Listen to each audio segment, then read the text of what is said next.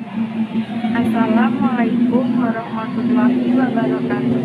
Perkenalkan, nama saya Tika Dwi Aryani dengan NIM 25002243 dari Prodi Administrasi Pendidikan.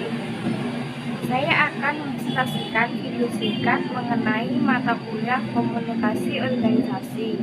Tujuan saya dalam pembuatan video ini yaitu untuk memenuhi tugas dari mata kuliah komunikasi organisasi. Pada kesempatan kali ini, saya akan membahas materi tentang komunikasi verbal dan nonverbal. Dua hal yang sangat penting dalam proses penyampaian pesan, baik dalam kehidupan pribadi, sosial, maupun profesional. Komunikasi bukan hanya tentang apa yang kita ucapkan, tapi bagaimana cara kita menyampaikannya. Disinilah peran komunikasi verbal dan nonverbal saling melengkapi. Dalam presentasi ini, saya akan membahas tentang pengertian komunikasi verbal dan nonverbal, unsur-unsur komunikasi verbal, kategori fungsi komunikasi nonverbal terhadap verbal, serta contoh nyata dari komunikasi nonverbal. Apa itu komunikasi verbal? Komunikasi verbal adalah bentuk komunikasi yang menggunakan kata-kata, baik secara lisan maupun tertulis, untuk menyampaikan pesan dari satu pihak kepada pihak lain. Adapun unsur-unsur komunikasi verbal, yang pertama pengirim atau komunikator, yaitu pihak yang mengirimkan pesan kepada penerima pesan. Yang kedua pesan, yaitu gagasan, ide, atau informasi yang akan disampaikan oleh komunikator. Yang ketiga media, yaitu sarana yang digunakan untuk mengirimkan pesan yang disampaikan. Yang keempat penerima atau komunikan, yaitu pihak yang menerima pesan dari komunikator.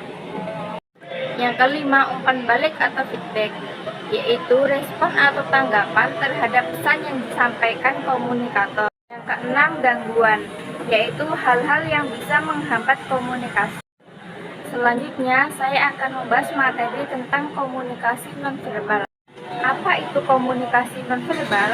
Komunikasi nonverbal adalah bentuk komunikasi yang tidak menggunakan kata-kata, melainkan melalui gerakan tubuh, ekspresi wajah, kontak mata, dan intonasi suara. Adapun kategori fungsi komunikasi nonverbal terhadap verbal. Yang pertama, fungsi repetisi, yaitu fungsi komunikasi nonverbal yang digunakan untuk mengulangi apa yang sudah dikatakan secara verbal, sehingga pesannya menjadi lebih jelas, kuat, dan mudah dipahami. Contohnya, mengacungkan jempol sambil berkata, "Bagus banget." Tujuan dari fungsi ini yaitu untuk menegaskan pesan verbal serta meningkatkan kejelasan dan pemahaman. Yang kedua, fungsi substitusi, yaitu fungsi saat komunikasi nonverbal menggantikan kata-kata. Jadi, kita tidak bicara, tapi pesannya tetap tersampaikan lewat gerakan, ekspresi, atau isyarat tubuh. Contohnya, melambaikan tangan untuk mengucapkan selamat tinggal. Tujuan dari fungsi ini yaitu untuk menyampaikan pesan tanpa bicara.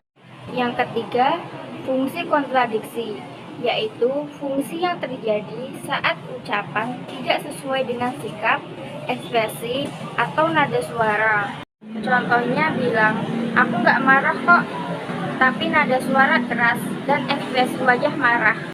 Tujuan dari fungsi ini yaitu menunjukkan perasaan atau kebenaran yang sebenarnya.